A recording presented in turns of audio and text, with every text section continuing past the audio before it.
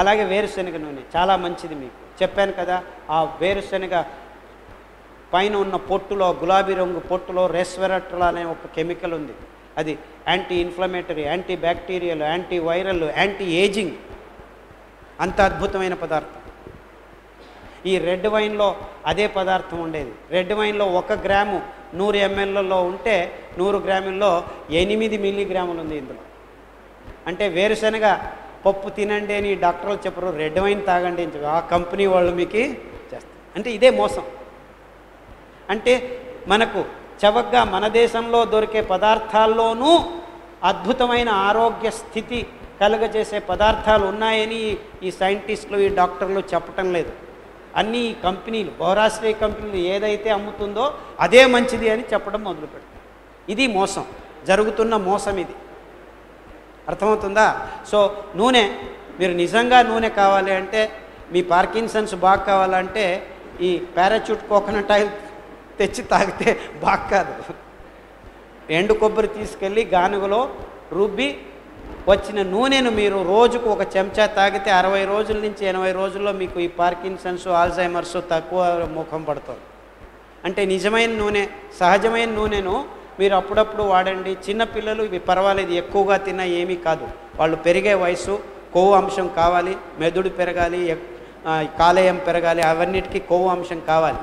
So పిల్లలు నువ్వులు ఉండలు, వేరుశనగ ఉండలు, కొబ్బరి నూనె ఇవన్నీ వాడేదానికి ఏమీ ఇబ్బంది లేదు. పెద్దవాళ్ళు అవుతూ దాన్ని తగ్గించడం మొదలుపెట్టారు, అంతే విషయం.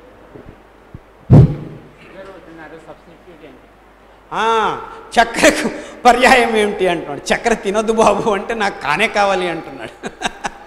దానికి పర్యాయం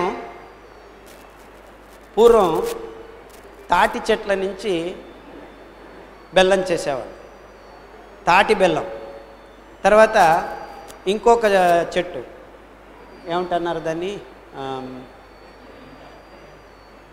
చెప్పు,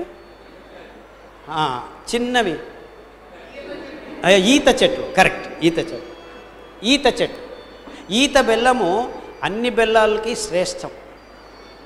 అంటే ఈత చెట్టు పువ్వులు కాస్తున్నప్పుడు కొద్దిగా చాకుతో కట్ చేస్తే పాలు వస్తాయి. ఆ పాలని సూర్యోదయానికి ముందు కాగబెడితే బెల్లం రెడీ అవుతుంది. సో ఈత బెల్లము, తాటి బెల్లము అన్నిటికంటే శ్రేష్టం. మీరు తీపి తినాలి అనుకుంటే అందులో గ్లూకోజ్ కంటే ఫ్రక్టోజ్ అంశం ఎక్కువగా ఉంటుంది. అందువల్ల ఈ బెల్లం తిన్నప్పుడు అన్ని సూక్ష్మ పోషకాంశాలతో పాటు మీకు గ్లూకోజ్ వెంటనే రక్తంలోకి రాదు, ఫ్రక్టోజ్ వస్తుంది. ఫ్రక్టోజ్ మళ్ళా గ్లూకోజ్ కావడానికి 28 స్టెప్పులు కావాలి, అంటే లేట్ అవుతుంది. సో తాటి బెల్లము, ఈత బెల్లము తింటే పర్వాలేదు. చెరుకు బెల్లం వద్దండి, చెరుకు బెల్లంలో గ్లూకోజ్ అంశం ఎక్కువ ఉంటుంది.